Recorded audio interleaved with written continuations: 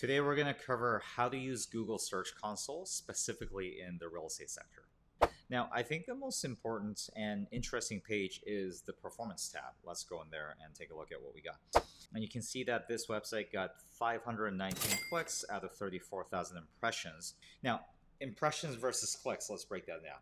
When somebody does a Google search and they see the top 10 results there, every single web page is given one impression score.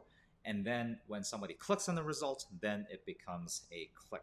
So obviously your clicks can never exceed the impressions. The impressions will always be a much larger number than the clicks. If you scroll down, you'll see the queries. These are exactly what people typed into Google that landed these visitors on your website. You can see that Kate McPhail's name, one of them was with a typo, a very common one, missing her A, has dominated the top 2 results, culminating in almost 60 visits. Most people, even if they're referred to you by a family or colleague or friend, they Google you first at least once to look you up and see if you're a legitimate realtor or not. So that's going to be most likely the topmost result.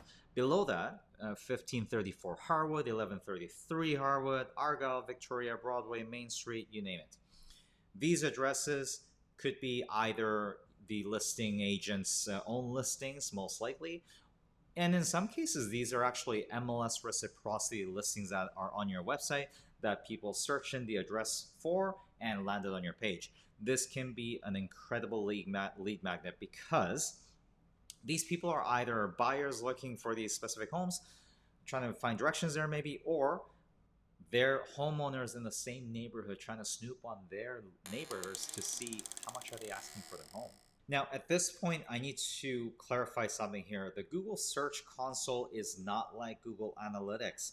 The Search Console only concerns itself with organic search visitors from Google to your website. It does not track any other ad clicks or social media referrals or clicking on other links that led to your website, email campaigns, or somebody who typed in your domain directly. No, only Google. Now this time we're going to hop over to another website's Search Console screen as a demo here. And now let's look at the pages section. This is also a very interesting part.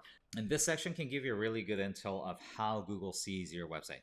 Now here, a lot of people panic when they see this soft 404 because 404 actually means a unavailable error. On real estate websites, this is going to be very common, and I think you can guess why. When MLS reciprocity listings come on your website and when they sell or expire or cancel, then they're yanked out. All those pages do return a soft 404 page, and our website system even redirects them towards a series of listings that are similar to the listing that was just taken off the market. So don't worry about those. Your site's going to have a lot of that, and Google is redirected towards the right pages automatically. The sections that you do want to worry about, if you see a server error 500, you might want to take a look at that. Let's click on that.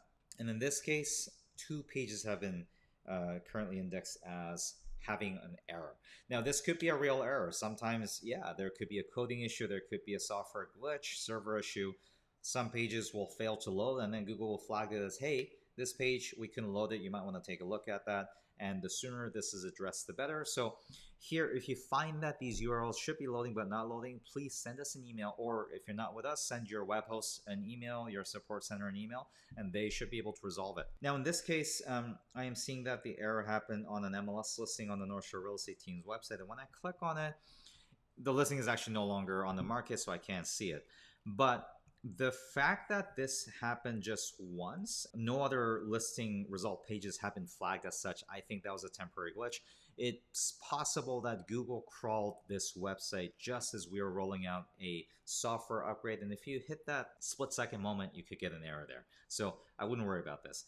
The second page here, this is a URL to show all the Vancouver East, Hastings area duplexes within a certain price range. This was a result of a listing being taken off the market and our system redirecting users towards listings of a similar nature. Let's take a look. This page also appears to be working just fine. There's current listings off the MLS reciprocity for sale. It loads to the bottom, no problem. And this happened on the same day, May 23rd. So yeah, I'm pretty sure this happened during a software upgrade and it was just a momentary glitch. That's why there's only 2 flagged, not thousands of MLS reciprocity listings all flagged at once. I am going to ignore these errors. These are fine. Now, for those of you who want to get even deeper into Google Search Console functionality, let's look at the performance report of another website here again. When I go to the performance page, and again, I'm going to go to the 3 months here, you can see that there's additional values that I actually haven't even turned on yet. So let's click on the CTR to turn that metric on, and the average position. Explaining the CTR. CTR means click-through rate. It means for every 100 times your website was shown on the search results, so in that top 10 results, or some people maybe went to page 2, 3, and 4 and saw it, close to 2 people clicked on it. I know that that doesn't sound like a lot, but considering how much information data there is online, this is actually not so bad. And also, the CTR also includes all the other impressions for lower ranking queries. But let's look at the top ranking queries here. So Livy at Poco, there's 93 clicks and some different varieties of it. Livy Porco Quitlam got another 35. When you add these two lines up, you have almost 140 clicks. And the click-through rate for this specifically was actually 4.4, a little bit higher than the average here. And the position here is important. So if the average position was 5.5, that means they were teetering between position 6 and position 5 for the most part when somebody searched this, which means they're on the first page. In fact, anytime you see a position of 10 or under, that means your website was on the first page of Google for these exact queries. You can see that they're getting a insane amount of leads from all sorts of recent projects and pre-sales that are launching here. You got Quasin Village, you got Livy, Tri-City Central. Now let's go to the next page here. Again, Livy Poco Photos. There's Oakwiz by Aragon, The Cut, Tri-City Central again in a slightly different spelling. The Assembly of Strathcona, Oak Ridge pre-sales. So yeah, this screen is an amazing screen to see how much traffic you're getting. Not only that, but how well you're ranking for the specific queries. All right, there you have it. So that was a brief intro to using Google Search Console properly as a real estate agent. There's of course a lot more functionality that this tool offers, but for realtors, what I covered is more than enough. If you have any more questions about these features, we'll link to the Google Search Console Support Center down below. And we also have a ton of SEO tutorials that you can do on your own for your website as a whole, as well as for every single listing that you get to start climbing up the Google ladder if you like. Now, if you're looking at this going, I don't want to do all this, or I can't really learn how to do all this and just want a professional to take care of it, note that we also offer professional SEO services fully managed and monitored for all Brickswork website subscribers, the information to which is also in the link below. Have a great day.